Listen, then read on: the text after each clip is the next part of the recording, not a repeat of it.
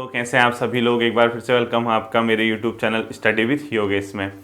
तो अब कैसा लग रहा है आप लोगों को, क्योंकि एग्ज़ाम का आपका जो कैलेंडर है, जो शेड्यूल है वो आ चुका है और जो संभावित एग्ज़ाम की तिथि है, संभावित क्या अभी तो निर्धारित लिखा है कि 24 अक्टूबर को आपका कनिष्ठ सहायक का एग्ज़ाम होगा, शायद 24 अक्टूबर ही दिया है, और दूसरा नवंबर में आपका स्नातक स्तरीय यानी वीडियो बीपीडीओ जो कंबाइंड आपका जो एग्ज़ाम होना है वो नवंबर के आसपास उसने निर्धारित किया है, यानी एक प्रकार का प्रस्तावित ही मान लीजिए, एग्जैक्ट डेट नहीं दी है।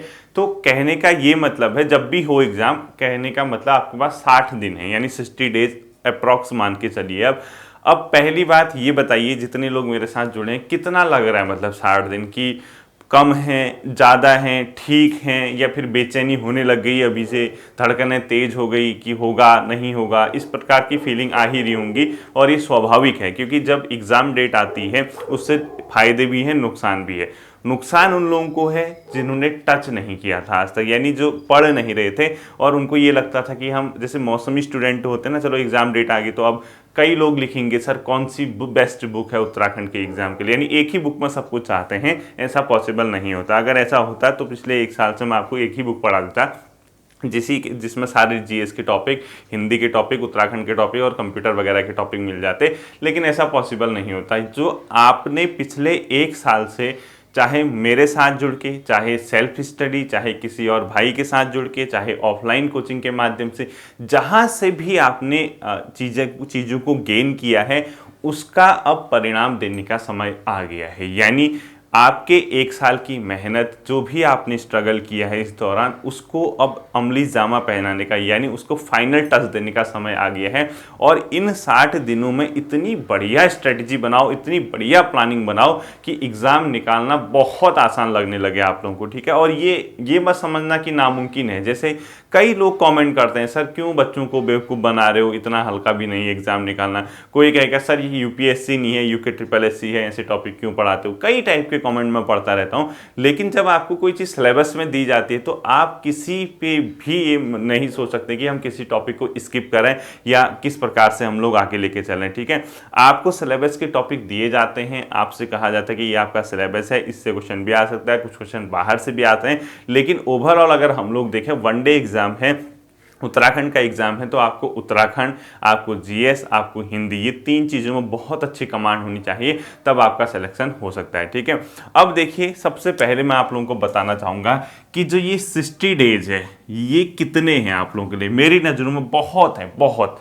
मतलब इसको इतना बढ़िया यूटिलाइज आप लोग कर सकते हैं कि जो अभी तक आप नहीं कर पाए ना, जितना आप पिछले 1 साल से, 12 महीनों से, 10 महीनों से नहीं कर पाए, इतनी चीज़ें इन 60 दिनों में हो सकती हैं। लेकिन अब ये मत कह देना सर क्या हम पहली बार पढ़ने हमारा 60 दिनों में हो जाएगा, उनके लिए नहीं है। ठीक है, ये किसके लिए है, जो पिछले 1 साल से टच में रहे हैं, अध्ययन किया है। आप लोगों को मैं एक चीज़ बता देता हूँ, जब यूपीएससी की जो तैयारी करते हैं, आईएएस एग्जाम की, यानी उसका जो प्रीलिम्स एग्जाम होता है, तो उसका जब प्री की डेट आती है, जैसे आजकल जो तैयारी करते हैं वो कैसे करते हैं, उनकी प्लानिंग पहले वो मेंस की तैयारी करते हैं।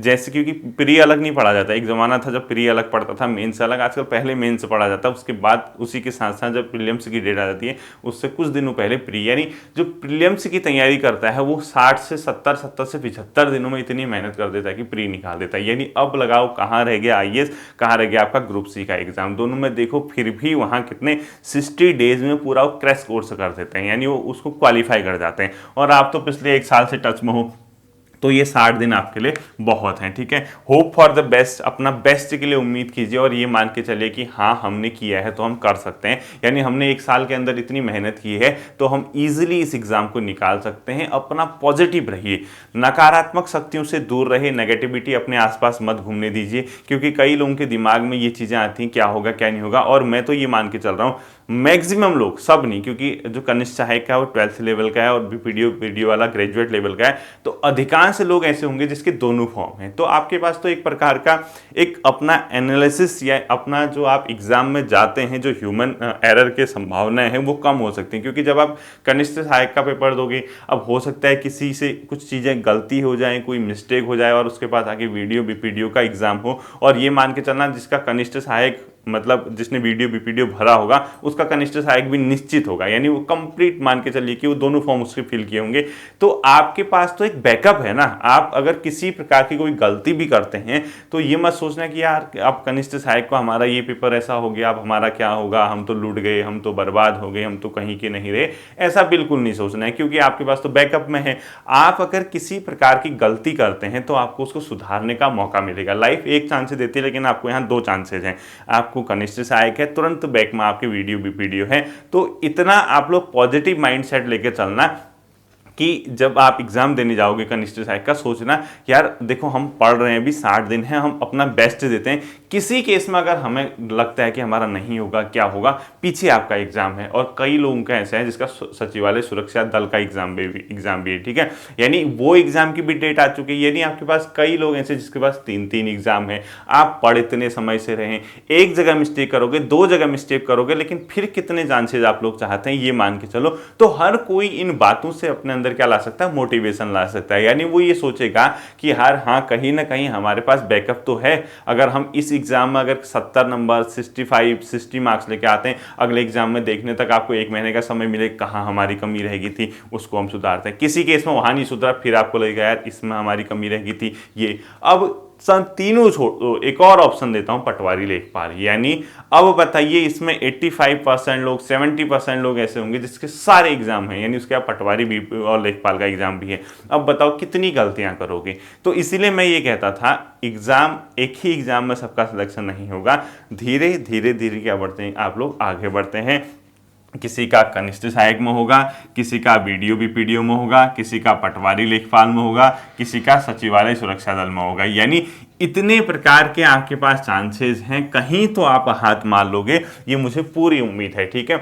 तो ये इस एक प्रकार का अपने अंदर जुनून, एक प्रकार का जोश रखिए। 60 दिनों का पूरा टारगेट रखिए, इतना ज़्यादा समय आपके पास है। अगर आपके दिन के 8-8 10-10 घंटे भी अध्ययन करते हैं, और ये नामुमकिन नहीं है, आजकल बारिश इतनी ज़्यादा हो रही है, घर पे बैठिए पढ़िए आराम से, क्या है। और प्लानिंग के साथ पढ़ना है। प्लानिंग के साथ कैसे पढ़ना है वो भी मैं आपको डिटेल से अब समझाता हूँ। देखिए जैसे हम लोग ये मान रहे हैं कि हमारे पास, मान रहे हैं कि अब तो लगभग कंफर्म हो गया कि 55 से 60 दिन हमारे पास हैं, तो हमें क्या करना चाहिए। क्या हम नई चीज़ों को खोजें, जो हमने नहीं पढ़ा है वो पढ़ें, क्या हम लूसेंट विविध वाले सेक्शन को कितना देखें, उनके कौन से टॉपिक को देखें। मैं सारी चीज़ें आपको समझाता हूँ कहाँ कहाँ से आपने क्या देखना है। अब देखिए समय इतना नहीं रहा कि आप एक एक टॉपिक को सिलेबस से पढ़ो, यानी इतना समय आपके पास नहीं है कि आप एक एक टॉपिक को सिलेबस से डिटेल में पढ़ो। जितने टॉपिक मैंने कराए हैं वो तो ठीक है, उत्तराखंड को आपको सिलेबस वाइज पढ़ने की कोई ज़रूरत नहीं है। उस पोर्शन को स्किप करके चलो, उसको सिर्फ आपने रैंडम पढ़ना है। रैंडम का क्या तात्पर्य है, उत्तराखंड में जो भी किताब आपके पास होगी आप उसको कम से कम 2 बार फिर से रिवाइज करो, यानी परीक्षावाणी। ये मानते हुए जो इस वीडियो को देख रहा होगा उसको मैं कब से चिल्ला चिल्ला के कह रहा था, पिछले 1 साल से कम 50 बार कह दिया होगा कि परीक्षावाणी आपकी हमेशा तैयार रहनी चाहिए। ये आपके मुंह जबानी होनी चाहिए इसके फैक्ट, क्योंकि ये आपका एग्जाम में ना बहुत बड़ा गेम खेलता है। ये क्या करता है, 20-25 नंबर क्वेश्चन परीक्षावाणी से ही आते हैं लगभग। अगर 40 से 40 तो आएंगे नहीं, लेकिन 20, 25, 27, 28 क्वेश्चन परीक्षावाणी के अंदर से ही क्वेश्चन पूछे जाते हैं। उत्तराखंड का मेटल लाएगा कहाँ से भाई, अगर सारे क्वेश्चन टफ पूछने, सारे आउट ऑफ परीक्षावाणी पूछने, क्योंकि परीक्षावाणी अपने आप में बहुत अच्छी बुक है, समग्र बुक है।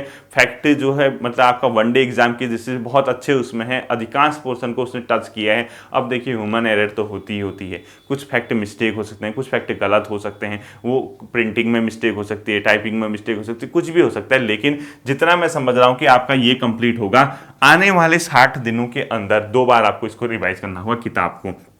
पहले 7 दिनों यहां से रिवाइज करिए, अर्थात आपको 31 अगस्त तक इस परीक्षावाणी को दोबारा रिवाइज करना है। और इतने तेज रिवाइज करना जिस प्रकार से बुलेट ट्रेन की स्पीड चलती है उसी प्रकार से इसको कंप्लीट करना है। अब आप कहोगे सर एक बात बताओ, परीक्षावाणी के इतने पेज हम 7 दिनों में कैसे रिवाइज कर लेंगे, कई इस टाइप के भी होते हैं। अब समय आ गया है, समय तो आपके लिए पहले से आया था, आप लोग हाईलाइट करते थे किताबों में, याद होगा जहाँ तक आपको मैं समझ भी रहा हूँ। जिसने परीक्षा वाणी के नोट्स बनाए हैं वो तो 31 अगस्त तक 10 बार रिवाइज कर देगा, क्योंकि नोट बनाने का यही फायदा होता है।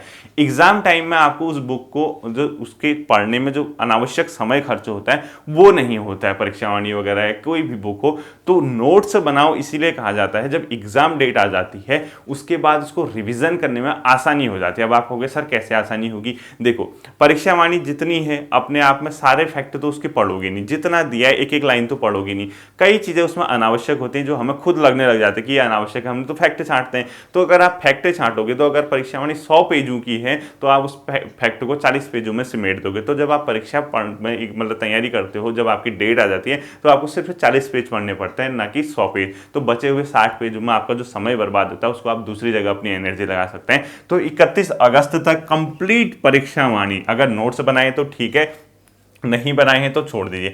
दूसरा, कई लोगों के मुंह से बोल के पढ़ने की आदत होती है, इसको नहीं। अब क्या करना है, मुंह अपने लिप्स हमेशा बंद रखने हैं, दिमाग पूरा चलना चाहिए, आंखें किताब में होनी चाहिए, और जब लाइन पढ़ोगे उसको सोचना कि ये मैं फैक्ट कर सकता हूं, तो छोड़ते रहना उसको। जिस फैक्ट को देख के आपको लगेगा कि यार हाँ इसमें मुझे थोड़ा डाउट रहा, उसको हाईलाइट करके उसको आप लोग उसी को पढ़ना। उसके बाद जैसे 31 अगस्त तक आप उसको तुरंत छांटो, कहाँ कहाँ पे आपका ऐसा फैक्ट है जिसको आपको लग रहा है कि आप खुद से पूछिए यार अगर एग्जाम में ये फैक्ट आता है, इस प्रकार से क्वेश्चन पूछा जाता है, क्या मैं इसको कर पाऊंगा, नहीं कर पाऊंगा, आपको जवाब मिल जाएगा। मेरे नोट्स से ज्यादा टाइम अभी परीक्षा वाणी को देना, ये आपके लिए ज्यादा बेटर होगी, ठीक है। उसके साथ साथ आपको क्या करना है, परीक्षा वाणी के साथ साथ उत्तराखंड के लिए है, ठीक है, उत्तराखंड परीक्षा वाणी के साथ साथ जैसे आप 31 अगस्त तक, आज 26 है तो 7-8 से 4-5-5-6 दिन बचे हैं आपके पास, हो जाता है। ऐसा नहीं है कि आप ये मत कहना कैसे होगा, बिल्कुल होता है। क्या कर रहे हो एक साल से? मैं तो यही कहूंगा क्वेश्चन ना, एक साल से किया क्या घर में? जब आपके पास परीक्षा का टाइम नजदीक है आप ये कहोगे सर हम कैसे करेंगे, तो मैं तो यही कहूंगा एक साल से कर क्या रहे थे घर में। इसीलिए तो कहा कि परीक्षा वाणी पढ़ो पढ़ो पढ़ो, उसके बाद जब एग्जाम टाइम आता है उसको रिवाइज करने में अपनी बुलेट ट्रेन की स्पीड दिखानी होती है। जब आप ये कर रहे हो, साथ ही साथ आपने डिस्ट्रिक्ट सीरीज के नोट्स बनाए हैं, इंडिविजुअल टॉपिक सीरीज के नोट्स बनाए हैं, उत्तराखंड हिस्ट्री के नोट्स बनाए हैं, इतना अगर आप करके जाते हो, इतना मान के चलिए कम से कम 30 नंबर के आसपास कम से कम आपका ये पोर्शन कवर कर लेगा। और ऐसा तो है नहीं, ऐसा तो है नहीं कि आप सिर्फ और सिर्फ मेरे ही भरोसे बैठे होगे, मुझसे ही पढ़ रहे होगे। कई लोग ऑफलाइन क्लासेस करते हैं, वहां से जो आपने गेन किया है, वहां से जो आपने सीखा है उसको पढ़िए, अदर यूट्यूब चैनल से जो आपने सीखा है उसको पढ़िए, क्योंकि फाइनल क्या होता है, आपका सिलेक्शन सबसे ज्यादा महत्वपूर्ण होता है। और बहुत से यूट्यूब चैनल आपके लिए मेहनत करते हैं, मैं ही नहीं हूं अकेला, कई यूट्यूब चैनल उत्तराखंड में ऐसे हैं जो बहुत आपके लिए काम कर रहे हैं। सबसे आपने सीखा हुआ है, सबका जो आपने सीखा है, हमने क्या आपको दिया है ये मैटर नहीं करता, आपने हमसे क्या सीखा ये मैटर करता है। और सभी यूट्यूब चैनल से आपने क्या सीखा है उसको आप लोग पचाइए, जितनी जल्दी होती है उसको डाइजेस्ट कीजिए, उसको अपने जहन में उतारिए, और ये मान के चलिए कि हाँ मैंने इतने जगह से सीखा है, इतने लोगों ने हमें पढ़ाया है, तो कहीं ना कहीं इनका जो पढ़ाया है अगर हमारी लाइफ में कुछ बहुत भी हमारे एग्जाम में अगर सपोर्ट हमें करता है, और साथ में आपकी जो अपनी मेहनत है, ये सारा कॉम्बिनेशन जब एक हो जाता है तो मिनिमम 30 नंबर के आसपास आप इन सेक्शनों से कवर कर लेते हैं, ठीक है। अब कई लोग अच्छी अच्छी किताबें पढ़ते हैं, दूसरी किताबें पढ़ते हैं, हिस्ट्री की उत्तराखंड की पढ़ी होंगी या अदर सेक्शन पढ़ा होगा, वो 30 से ऊपर चले जाएंगे। तो बताइए क्यों, मतलब किसने कहा कि आप लोग डरिए? आपके पास मैटर पड़ा है आपके पास। और एक चीज और आपको मैं बताता हूं, अभी लग रहा होगा जैसे 60 दिन है ना, लग रहा होगा यार कैसे होगा, एग्जाम में याद ही नहीं है, कई लोग होंगे। मतलब मैं आपको बताता हूं होता क्या है, अगर मैं आपसे डायरेक्ट क्वेश्चन पूछूं आप नहीं बता पाओगे। क्यों नहीं बता पाओगे? क्योंकि हमारा दिमाग हैंग हो जाता है, हैंग तो होना ही होना है। क्योंकि अगर आप जैसे फोन पे है या क्या कहते हैं आपका कंप्यूटर है, वहां कई आप स्टोरेज उसका जो फुल कर देंगे, उसमें अनावश्यक फाइल या कई चीजें उसमें डाल देंगे, तो वो सिस्टम भी हैंग हो जाता है। मानव मस्तिष्क भी उसी तरीके से होता है, हमारी मेमोरी भी अगर आप ज्यादा चीजें इसमें घुसेड़ देंगे तो ये हैंग होना चाहिए। अब क्या होगा, जैसे ही आप घर में हैंग है, एग्जाम देने तक, एग्जाम हॉल तक लगेगा आपको पहुंचने तक कि आप कुछ नहीं आता है आपको, ठीक है। खुद लग रहा होगा, अभी भी लग रहा होगा कभी उत्तराखंड का क्या था क्या था, होता है, सबके साथ है, ह्यूमन नेचर है, स्वाभाविक है। अब पेपर देने पहुंच गए, पेपर देने जैसे ही पहुंचोगे, सीट पे बैठोगे, टिन तो अब तपना है नहीं, क्योंकि जो मैं कहता था कि टिन तपेगा, गर्मी के दिन होंगे, पसीना आएगा, टिन से आवाज आएगी, वो नहीं होगा अभी। क्यों नहीं होगा? क्योंकि ठंडियों का समय आने वाला है, थोड़ा सा आपके लिए अच्छी राहत की खबर है, कूल माइंड रहेगा, ठीक है।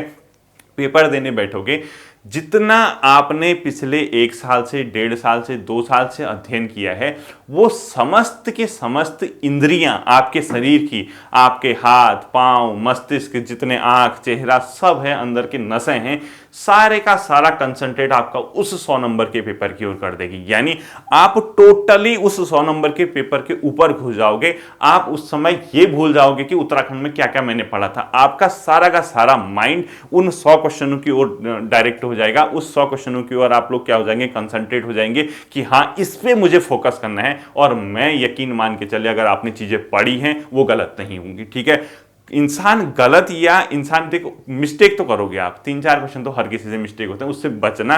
लेकिन आप एक चीज ये भी मान के चले, अगर आपने चीजें पढ़ी हुई हैं वो गलत नहीं होती, वो कुछ भी कर लीजिए आप, वो पेपर में आपको याद आ जाएंगे। और याद नहीं भी आएंगे, उन 4 ऑप्शन को देख के आपको याद आ जाएगा। उन 4 ऑप्शन से भी याद नहीं आएगा तो 3 ऑप्शन उसमें ऐसे होंगे जिनको देख के आप समझ जाओगे कि हाँ, इसका आंसर ये नहीं है, इसका आंसर ये होगा, मैं मतलब कंफर्म हूं और मैं इसमें टिक कर सकता हूं। तो बताइए, हर चीज आपके पक्ष में आ रही है, आपने पढ़ा है, आपने मेहनत की है, उसी को तो 100 नंबर के पेपर में एक बार देखे जाना है। ये एक बार नहीं होगा, 4 बार मौके मिलेंगे। तो कनिष्ठ सहायक, सचिवालय सुरक्षा दल, पटवारी, लेखपाल, उसके बाद आपका एक और एग्जाम वीडियो पीपीडीओ, यानी 4-4 बार आपको चांसेस मिल रहे हैं। फिर भी छोड़ दीजिए, फिर भी कहिए कि सर हमसे फिर भी नहीं हो पा रहा। अरे भाई, लोअर पीसीएस तो भरा है, लोअर पीसीएस का भी तो पीरियड हो गया। अब आप ये मत कहना हमारा कैसे होगा लोअर पीसीएस पे, ऐसा बिल्कुल नहीं है। आप मेहनत करते हैं तो आप कर सकते हैं। आपने हाई स्कूल पेपर निकाला है, लिख के निकाला, इंटर के पेपर आपने क्वालिफाई किए हैं, लिख के निकाले, ग्रेजुएट आप हैं, आपने लिख के पेपर दिए, वहां भी आपके मार्क्स आते थे।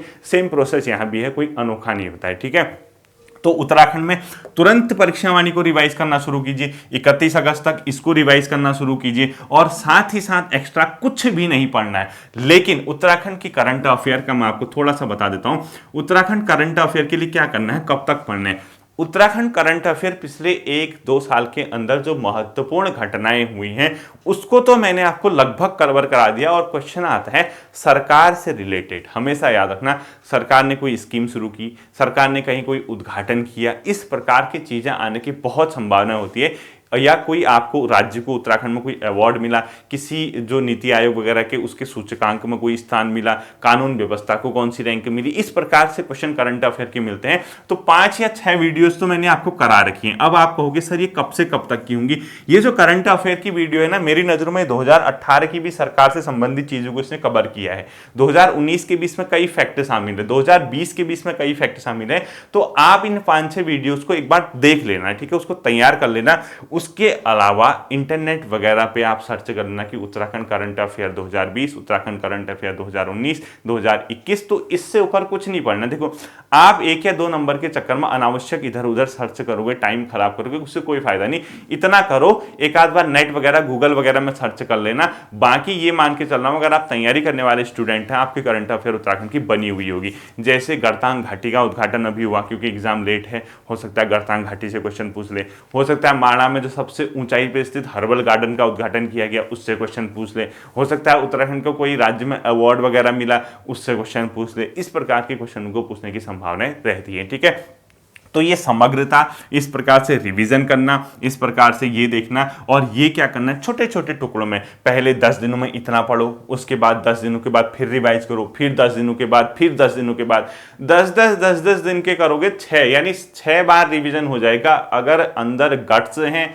अंदर सोचते हो कि एग्जाम को किसी भी केस में क्रैक करना है, 6-6 बार रिवाइज हो जाएगा। बताइए, अब 60 दिनों में एक बार रिवाइज करने से बढ़िया है 60 दिनों में 6 बार रिवाइज करो। अनोखा कुछ नहीं है, रिवाइज करना बहुत आसान होता है। अगर पहले पढ़ा हो, पहले नहीं पढ़ा हो, तब समय लगता है। कोई आपको नोट्स नहीं बनाने हैं, इस प्रकार से आपको ये चीजें पढ़नी होंगी। इसके अलावा आपके एग्जाम तक उत्तराखंड की 6 से 7, 7 से 8 वीडियो जाएंगी, उससे ऊपर नहीं आएंगी। तो आप लोग इसको पूरे इसी तरीके से क्या करोगे, तैयार करोगे। अब आती है बात हिंदी की। अब आप कहोगे सर हम हिंदी में क्या करें, हिंदी के लिए भी है उत्तराखंड। इस प्रकार से पढ़ने के अलावा आपको कुछ एक्स्ट्रा काम नहीं करना है। ठीक है, उत्तराखंड आप इसी प्रकार से चलोगे। अब देख लीजिए आप हिंदी का, आपका हिंदी का। ठीक है, उत्तराखंड के अलावा सेकंड पोर्शन है हिंदी, जो अपने आप में क्या रखेगा, वेटेज रखता है।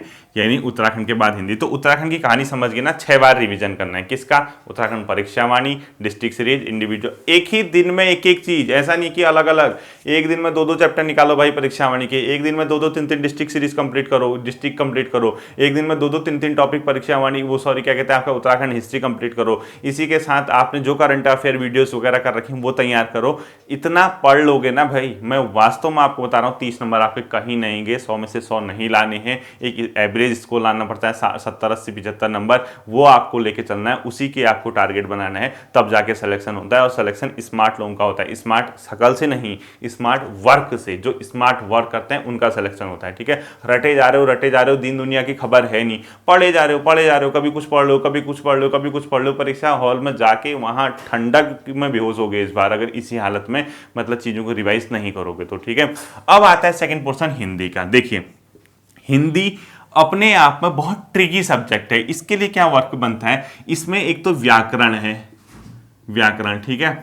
इसमें एक तो सामान्य चीज है। सामान्य का मतलब क्या होता है, जो बेसिक होती है, जैसे विलोम शब्द है, इसमें पर्यायवाची है, इसके बाद तत्सम तद्भव है, इसमें मुहावरे हैं, या इसके अलावा जो अनेकार्थी वगैरह इस टाइप की चीजें हैं, इटीसी, ठीक है। तीसरा एक हटकर सब्जेक्ट है, इसमें हट के जो चीजें आती हैं, हिंदी पत्र लेखन, हिंदी पत्र लेखन, साथ साथ जनसंचार, और ठीक है हिंदी साहित्य, हिंदी साहित्य। अब ये मत कहना सर हिंदी कंप्यूटिंग 1 नंबर का है, किसी न किसी दिन करा दूंगा वीडियो, क्योंकि वो वीडियो ना प्रैक्टिकल वीडियो है, तो मेरे लिए भी थोड़ा सा ये टिपिकल है कि उससे क्वेश्चन कैसा पूछा जाएगा मेरे खुद समझ में नहीं आ पा रहा, क्योंकि वो चैप्टर एक प्रकार का हिंदी कंप्यूटिंग क्या मतलब है, कंप्यूटर के अंदर हिंदी से संबंधित जो चीजें होती हैं उसको बोला जाता है। यानी आप एक कंप्यूटर सिस्टम लाए, स्टार्टिंग में तो अंग्रेजी भाषा में था, कहां कहां उसमें चीजें हिंदी में इंक्लूड हुई है, हिंदी में उसका क्या क्या प्रयोग हो रहा है, मतलब हिंदी के क्षेत्र में या कंप्यूटर में हिंदी का कहां यूज है, उससे संबंधित क्वेश्चन आते हैं। जैसे आप कंप्यूटर है, आपको हिंदी टाइप राइटर मिला, आपको हिंदी के वहां हिंदी फॉन्ट मिला, यही तो होता है हिंदी कंप्यूटिंग, और क्या चीजें उसमें, वो मैं कभी करा दूंगा आपको, ठीक है, उसका फिक्र मत करना। तो ये चीजें। अब बताओ, हिंदी पत्र लेखन की 4 वीडियो दी, 2-3 वीडियो आपके सिलेबस के अकॉर्डिंग है, 2 वीडियो उसके अलावा उसकी डेफिनेशन वगैरह भी मैंने जो अदर टॉपिक है, हिंदी पत्र आपको यूके SSC के जो मतलब जो मैंने अपनी प्लेलिस्ट बनाई है यहाँ मिल जाएगा। जनसंचार मैंने आपको करा दिया, थोड़ा इंटरनेट वगैरह का सहारा लेके जनसंचार पढ़ना। हिंदी साहित्य मैंने आपको पढ़ा दिया है। तो बताइए, कुछ भी नहीं होगा, कम से कम इन सबको मिला के 4-5 नंबर तो आएंगे ना, यानी 5 नंबर का पोर्शन तो आएगा ही आएगा। यहाँ से एक क्वेश्चन यहाँ से मान के चलिए, एक यहाँ से मान के चलिए, 2-3 क्वेश्चन यहाँ से मान के चलिए, तो 4-5 नंबर यहाँ आते हैं। हमेशा से कहा, चिल्ला चिल्ला के कहता था, पढ़ते रहो, 2-2 शब्द इसको पढ़ते रहो, 6 नंबर इसको इग्नोर मत करना, याद रखना 6-7 नंबर इसका इग्नोर कभी मत करना, हमेशा कहता था। इसी के अंदर विराम चिन्ह, ये सबसे हल्की चीज़ें होती हैं जो आपके रिवाइज पे डिपेंड करती हैं। और व्याकरण का जो पोर्शन है 8-9 नंबर का, इससे रहता है। अब बताइए कौन सा टॉपिक ऐसा है जो आपने नहीं पढ़ा है। अब आपके सिर्फ और सिर्फ आपकी प्रैक्टिस पे डिपेंड करता है। आप कई लोग कहेंगे समाज तो दिया ही नहीं है सिलेबस में, क्या कर सकते हो उसको पढ़ के।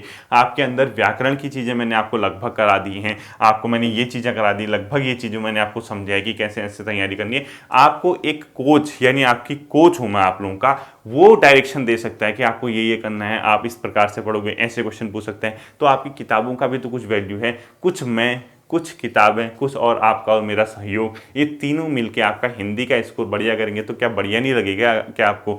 इतना जब आप करते हैं, अगर आप 15 नंबर यहाँ खींच के लाते हैं तो 30 और 15 कितने हो गए? 45 नंबर, ठीक है। यानी अभी 15 नंबर आप पीछे आपने छोड़ दीजिए, चलो किसी को गिफ्ट कर दीजिए वो 15 नंबर, 45 नंबर का आप लोग स्कोर पहुंचा रहे हैं। और याद रखना, जो हिंदी का पोर्शन है यही सबसे बड़ा रोल प्ले करता है। जब आप पेपर खोलते हो यहीं से शुरुआत होती है। कई लोग 6 नंबर, कई लोग 7 नंबर, कई लोग 8 नंबर में अटक जाते हैं, वो पहुंच ही नहीं पाते हैं, क्योंकि घर में लगता है कि हिंदी आसान आएगी, पेपर में जाएंगे तो अजीब टाइप की हिंदी दिखती है। ये सत्य है, वो सब आप पे डिपेंड करता है कि आपने उसको कैसे तैयार किया हुआ है, कैसे आपने 1 साल से उस पर वर्क किया है। मुझसे कहोगे, मैं तो ये कहूँगा कि 1 साल से कर क्या रहा था, क्योंकि फॉर्म तो फिल किया हुआ है।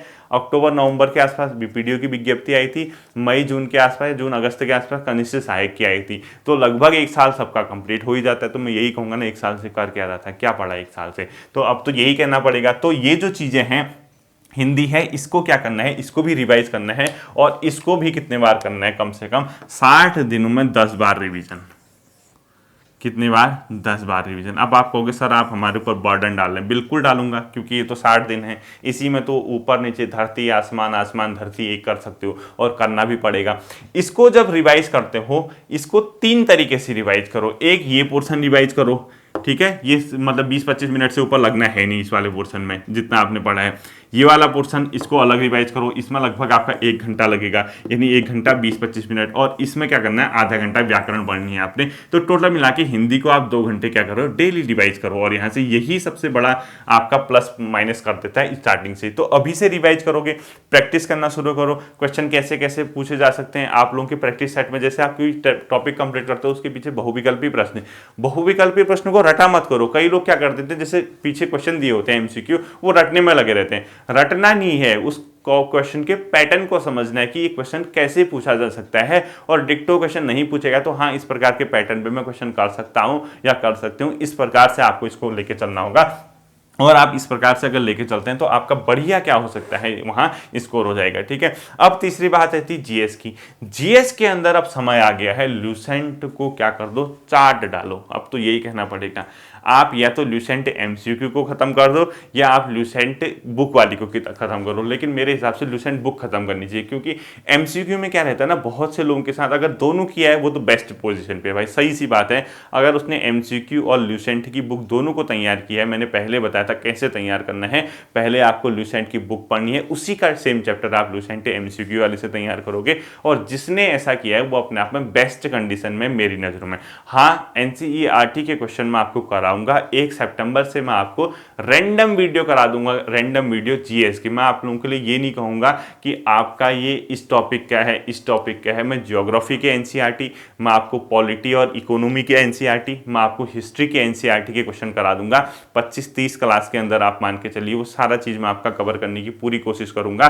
तो आप लोग वन डे एग्जाम के according GS competitive NCERT question करके मैंने एक वो बना रखा है, फोल्डर बनाया हुआ है अपने यूट्यूब चैनल के प्लेलिस्ट में, यानी जीएस कॉम्पिटिटिव एग्जाम नाम से कुछ होगा। उसमें 9 वीडियोस दी हैं मॉडर्न हिस्ट्री की। तो उस मॉडर्न हिस्ट्री की 9 वीडियो भी आपके लिए बहुत कारगर सिद्ध होगी। 3-4 क्वेश्चन तो उसी से आ जाएंगे, क्योंकि हिस्ट्री में सबसे ज्यादा मॉडर्न हिस्ट्री आती है। यकीन ना आए, अभी यूपीपीएससी का एग्जाम हुआ था लास्ट 10-15-20-25 दिन पहले, उसी में चेक कर लीजिए, उसमें 8-9 क्वेश्चन आए हैं उसी वीडियो से, उन्हीं 9 वीडियो से। तो इसी प्रकार से वो सब एनसीईआरटी है, मैंने नहीं करा रखा। मैं ये थोड़ा कहूँगी मैं क्रेडिट लेके हाँ मैंने पढ़ा रखा, मैंने नहीं कहा, एनसीईआरटी में दिया था, मैंने पढ़ा दिया, आप लोगों ने सीख लिया।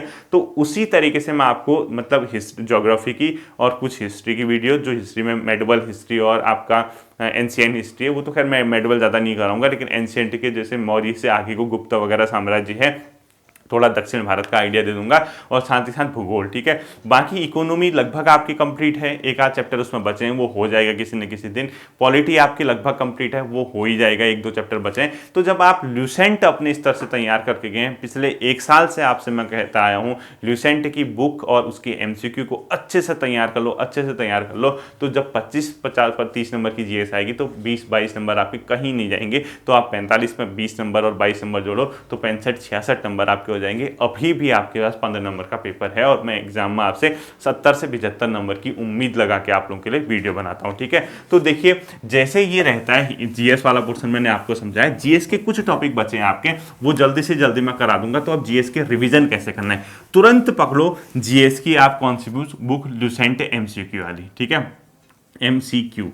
और साथ में आप लोग क्या करना, लूसेंट की बुक रख लेना। तो जैसे आप पहला चैप्टर पढ़ते हो ना, फटाफट पढ़ो उसको, देखो जहां जहां हाईलाइट किया, नोट बनाया, उसी का एमसीक्यू वाले करो। और जो कहीं पिछले प्रीवियस ईयर में पेपर आए हुए हैं और जिसमें लिखा हुआ है कि ये यहाँ आया था, उस क्वेश्चन को तो ध्यान से देखना ही देखना।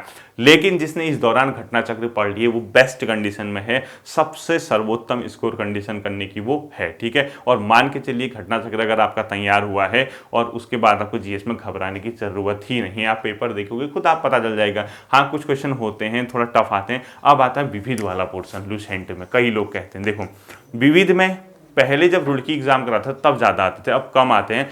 फिर भी आपको बता देता हूं, जैसे संगठन दिए होंगे, अंतर्राष्ट्रीय संगठन उससे पीछे दिए हैं, यूएनओ वगैरह, सार्क वगैरह, इसको देख लेना। साथ साथ ही उसने स्पोर्ट्स से दिए होंगे, ओलंपिक का आप ये आपने ओलंपिक गेम हुए हैं 2020 के ओलंपिक, टोक्यो ओलंपिक को ध्यान में रखना, इसके अवार्ड वगैरह, सबसे मतलब जो है कम उम्र में किसको मिला, इंडिया को कितने मिले, गोल्ड मेडल इससे पहले कब मिला, थोड़ा उसका बैकग्राउंड देख लेना। साथ ही साथ भारत के प्रमुख संस्थान वगैरह दिए होंगे, जैसे ग्रामीण संस्थान कहाँ है, ये संस्थान कहाँ है, एक बॉक्स में बनाए होंगे, वो संस्थानों से क्वेश्चन पूछता है। इस प्रकार से जो महत्वपूर्ण फालतू देशों की मुद्रा पढ़ रहे हो, वो अब अनावश्यक चीजें हैं, वो उतना स्कोप ही नहीं बचा है। क्वेश्चन कहाँ पे देगा बताओ, फिट कहाँ करने, सिलेबस इतना लंबा चौड़ा दिया है, विविध के क्वेश्चन उसने फिट करने हैं, तो इतना पॉसिबल नहीं है। 2 3 क्वेश्चन वहां से विविध से पूछता है। तो कुछ फेमस चैप्टर आपको पकड़ने हैं, उसकी मैं कभी ना कभी आपको संडे वगैरह के दिन वीडियो के साथ साथ ही कोई लिस्ट दे दूंगा कि विविध का, लूसेंट का कौन कौन सा प्रॉपर आपको चैप्टर पढ़ना चाहिए, वो आपको समझा दूंगा। ठीक है, तो लूसेंट आज से एमसीक्यू वाली रिवाइज करना शुरू कीजिए, क्वेश्चनों की प्रैक्टिस करना शुरू कीजिए कि हाँ ऐसे ऐसे ये हो सकता है, तो हम लोग कर सकते हैं, हम लोग ने 1 साल से पढ़ा है तो हम इसको ईजिली कर लेंगे। अब लास्ट की बात आती है कंप्यूटर और रीजनिंग की। कंप्यूटर केमिस्ट्री सहायक के नजरों में, मेरी नजरों में उतना इंपॉर्टेंट नहीं है। क्यों?